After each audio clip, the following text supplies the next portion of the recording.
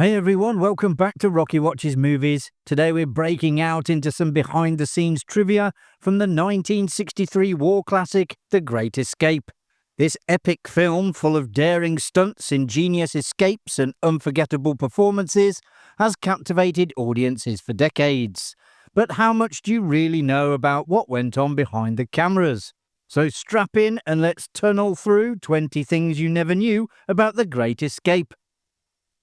The film was adapted from a book by the Australian writer Paul Brickhill.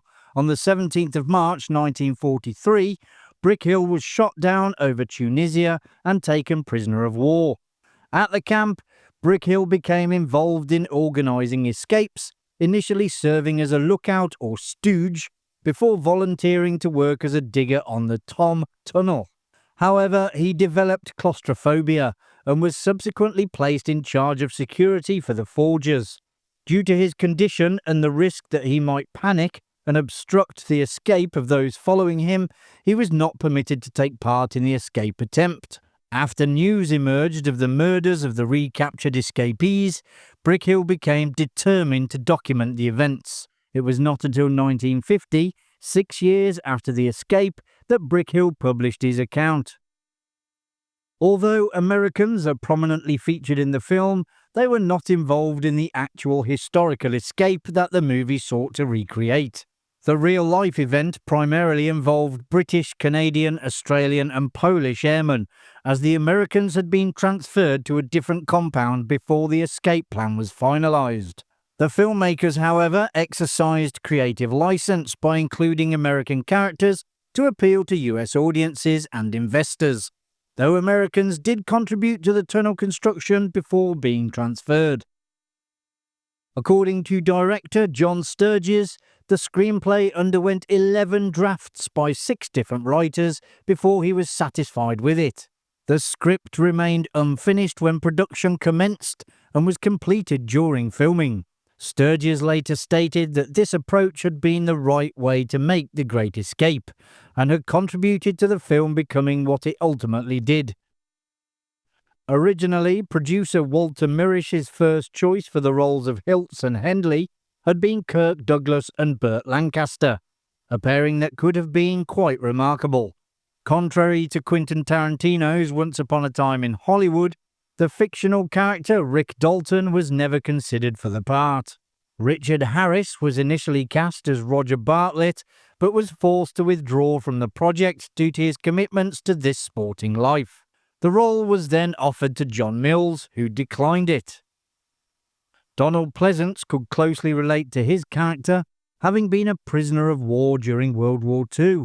He had served as an air crewman in the Royal Air Force, and after his plane was shot down, he was captured and tortured by German soldiers. Initially, when Pleasance offered technical advice to John Sturges, he was politely told to keep his opinions to himself. However, once Sturges learned from another actor that Pleasance was a genuine POW, he sought his insight at every stage of the production. Other real POWs include Hans Messimer, who was in a Russian camp, and Till Kiwi and Hans Reiser had been prisoners of the Americans. Steve McQueen agreed to take the role only on the condition that he could showcase his riding skills in the film. Consequently, the motorbike chase was included at McQueen's request. Director John Sturges had considered removing McQueen's character to avoid the sequence, but the studio deemed him indispensable. For the jump over the barbed wire fence, McQueen, the ever-fearless actor, insisted on performing the stunt himself and made a personal attempt at the jump. However, despite his skill and determination, McQueen crashed during the attempt, demonstrating just how dangerous the maneuver truly was. The jump was ultimately executed flawlessly by his stunt double, Bud Ekins. Charles Bronson portrayed the escapee nicknamed the Tunnel King. He was able to draw on his own experience, having worked as a coal miner before becoming an actor, and he advised John Sturges on the best way to remove dirt from the tunnel. Like his character, Bronson suffered from claustrophobia. The real Tunnel King, Wally Floody, had been transferred to another camp just before the escape. He served as a consultant for the filmmakers for over a year. According to David McCullum, the barbed wire that Hiltz, played by Steve McQueen, crashes into near the end of the film was actually made of rubber. Whenever the cast and crew had downtime during the production, they were given small 5-inch lengths of black rubber to tie together. Everyone participated, from stars such as James Garner to the craft service staff. This collective effort eventually produced the vast quantities of barbed wire props needed. James Garner portrayed the Scrounger, a prisoner known for obtaining anything through charm and cunning. To bring authenticity to the role, he took it upon himself to interview actual World War II POWs who had performed similar roles in camps. Equipped with these insights, Garner shaped his character into a relaxed yet resourceful figure. Although the film provides a strong account of events, it inevitably leaves out many of the realities. Former POWs asked the filmmakers to exclude details about the assistance they had received from their home countries, such as maps, papers and tools hidden in gift packages, in case it compromised future escape attempts.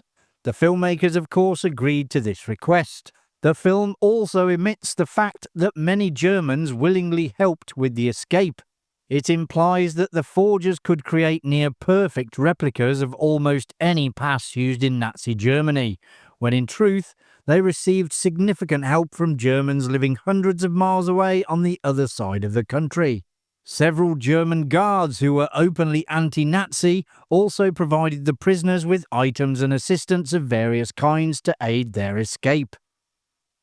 A made-for-television sequel, The Great Escape 2, The Untold Story, was released in 1988. It starred Christopher Reeve and was directed by Judd Taylor, who had played the role of Goff in the original film. It was not a true sequel, as it once again dramatized the escape itself. Unlike the original, which used fictionalized composite characters, this version largely employed the real names of those involved. The story focused on the hunt for those responsible for the murder of the 50 Allied airmen. Donald Pleasance appeared as a supporting role as a member of the SS. Early in the production, United Artists began sending memos to John Sturges urging him to include female roles in the film. One executive even proposed adding an attractive woman in a low-cut top to Ashley Pitt's death scene. The studio went so far as to attempt to organise a Miss Prison Camp beauty pageant in Munich to cast the role, at which point Sturges intervened to put an end to the idea. While filming, Charles Bronson met his co-star David McCullum's wife, Jill Ireland, and fell in love with her. He reportedly joked to McCullum that he intended to steal his wife.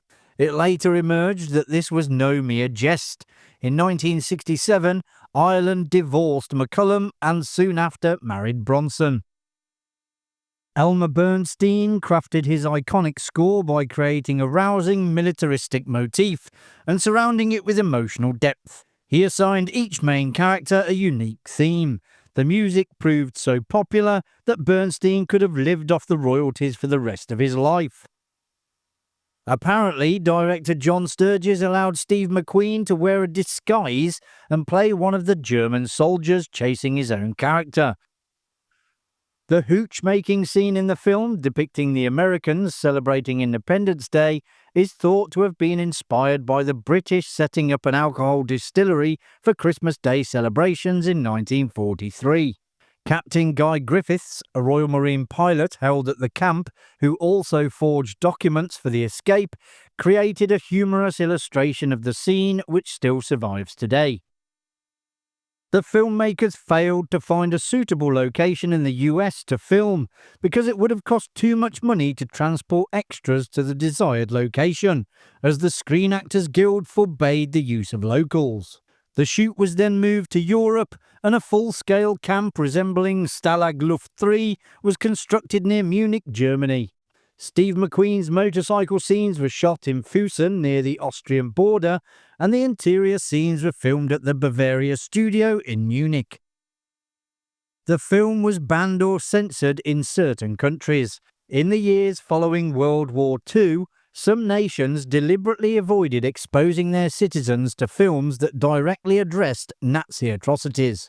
Because of the Great Escape's depiction of Nazi war crimes, specifically the execution of 50 recaptured POWs, the film faced bans or heavy edits in Germany and several other countries. As discussions about the war evolved, the film was eventually permitted and in some cases embraced in these nations. Today, The Great Escape is widely recognised for its courage in portraying the darker realities of that period. After the war, the men responsible for the murder of the 50 POWs were relentlessly hunted down by European investigators. Some faced prison sentences, while 13 were executed by hanging in 1948. Remarkably, the last of the perpetrators wasn't captured and brought to justice until 20 years later. And there you have it, folks. You now know a little bit more about The Great Escape. If you enjoyed the video, which I presume you did as you got this far, hit that like button and subscribe so you don't miss any future videos coming to Rocky Watches Movies. Thanks for watching. I'll see you in the next one. Bye for now.